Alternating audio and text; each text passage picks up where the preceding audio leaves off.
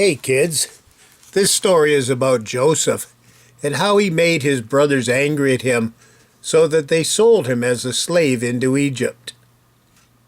Then God said to Jacob, I am God Almighty. Arise and go up to Bethel and live there, and your name shall no longer be called Jacob, but Israel. A company of nations shall come from you, and the land which I gave to Abraham and Isaac, I will give it to you and your descendants after you. Now Rachel began to give birth, and she suffered and was in severe labor. And the midwife told her, Do not fear, for you have another son. And it came about that she died in childbirth, and Israel called him Benjamin. And he buried Rachel on the way to Ephrath, which is Bethlehem.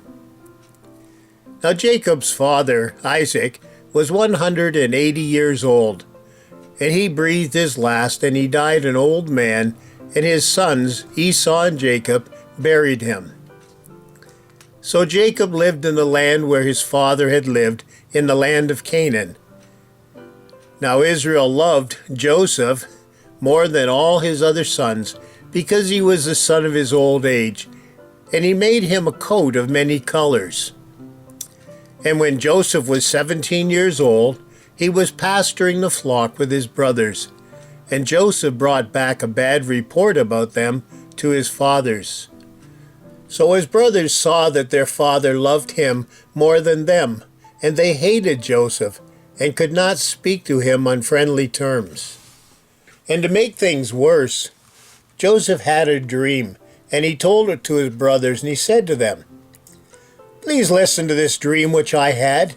For behold, we were binding our sheaves in the field, and lo, my sheaf rose up and stood up straight, and your sheaves gathered around and bowed down to my sheaf. Then his brothers said to him, Are you actually going to rule over us? So they hated him even more for his dreams and what he said. Now he had still another dream, and he told his brothers and his father, and said, Lo, I have had still another dream, and behold, the sun, and the moon, and 11 stars were bowing down to me. And his father rebuked him, and said to him, What is this dream that you have had? Shall I and your mother and your brothers actually come to bow themselves down before you to the ground? And his brothers were jealous of him, but his father kept these sayings in his mind. Then his brothers went to pasture their father's flock in Shechem.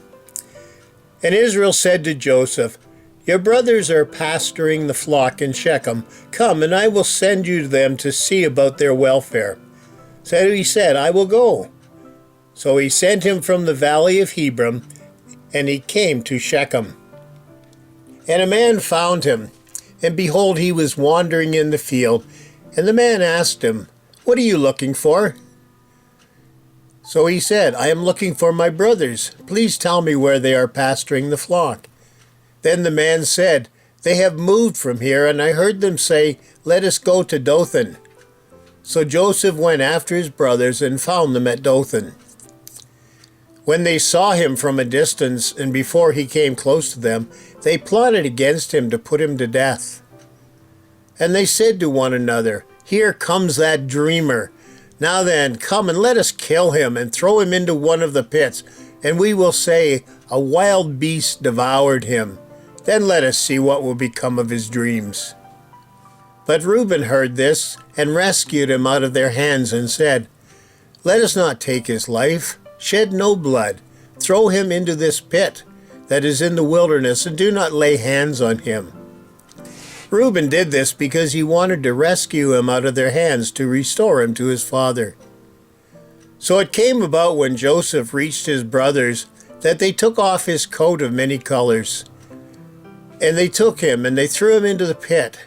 Now the pit was empty, there was no water in it. Then they sat down to eat a meal. And as they raised their eyes and looked, behold, a caravan of Ishmaelites was coming on their way down to Egypt. So Judah said to his brothers, Why kill our brother and cover up his blood? Let's sell him to the Ishmaelites, and not lay our hands on him, for he is our brother, our own flesh." And his brothers listened to him. So they pulled him up out of the pit and sold him to the Ishmaelites for 20 shekels of silver. And they took Joseph into Egypt. Now Reuben returned to the pit, and Joseph was not in the pit. So he tore his garments and said, "The boy is not there. As for me, what am I to do?"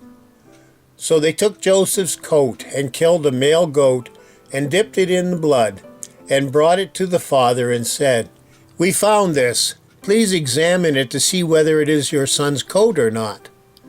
Then Israel examined it and said, "It is my son's coat. A wild beast has devoured him. Joseph has surely been torn to pieces." So Jacob tore his clothes, and he put on sackcloth and mourned for his son for many days. Then all his sons and daughters arose to comfort him, but he refused to be comforted. Meanwhile, the Midianites sold him in Egypt to Potiphar, Pharaoh's officer, the captain of his bodyguard. Well, kids, Joseph finds himself far away from his family, all alone, but God is with him.